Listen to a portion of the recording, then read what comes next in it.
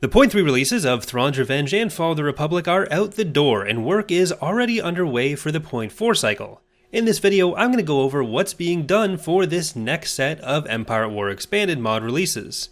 The biggest thing you may be wondering about is what's going on with the other unreleased projects, in this case especially Revan's Revenge. Our hope is still that Revan's Revenge will be the next release, probably labeling it a Point 4 instead of a Point 3 release, since it'll include a few Point 4 specific reworks, which we'll get to in a moment.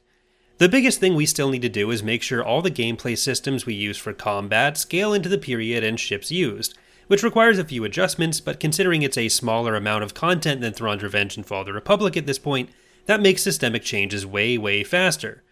We've finished the ground rosters as well as the original planned space rosters, but we're still hoping to get a couple more space units for all three playable factions.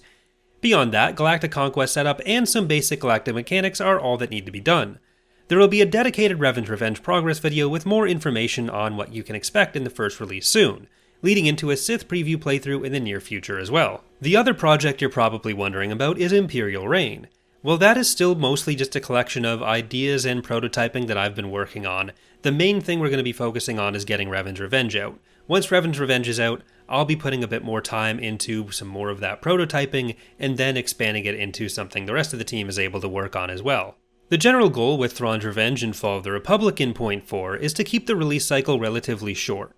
Point 3 took over a year and covered a lot of reworked content, so going into Point 4 we wanted to pick a few medium-scale projects to focus on, allowing for a potential second 2023 release of at least Fall of the Republic. In both mods, the biggest thing is the addition of the Hutts as a playable faction, the vast majority of whose assets are already complete and in the implementation phase right now. This also means basic government mechanics for them, including the transition from Cartellus to Empire, and the inclusion of Shadow Collection elements for them in Fall of the Republic. The Hutts joining have also meant a new set of progressive maps for Fall of the Republic, with a larger presence of Hutt planets compared to the Clone Wars focused maps already existing, and I recently completed these maps on a series of streams over on Twitch, so all that's needed there is the testing. While finishing the Hutts is the main priority, it's not the only priority.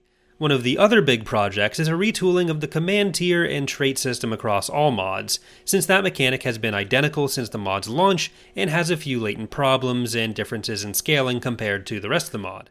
First, we're changing them from 5 tiers into 10 tiers, giving a bit more room to play with, and making traits a bit more intuitive and consistent, along with some more interactive elements.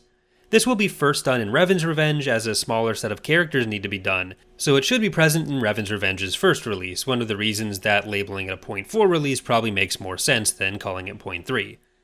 Beyond those, projects tend to be focused on a few specific areas. There are a small handful of Republic and CIS units to be worked in, but one of the bigger things for Fall of the Republic is refactoring the code for missions to make them easier to work with and expand on in the future across all of our mods, along with addressing initial feedback for any changes. These were a massive improvement in Point 3 and seem to be really well received, so the easier we can make them to work on and expand, the better it should be for all of the mods. We'll also be taking the first steps in the Empire of the Hand's long-needed ground roster and station updates for Thrawn's Revenge, and picking away at a few added units for all of the other upcoming factions in Thrawn's Revenge, which have had assets sitting around for a while, like putting in the proper Killik infantry instead of them being purely placeholders. The beginnings of a ground roster update for the Hand will hopefully come along with the first steps on one of their government mechanics, and some further work on existing Hapen government mechanics. Both the Hapens and Hand have a few space assets which are waiting to be added, which will tie into these mechanics, so it's a good release for any faction starting with H.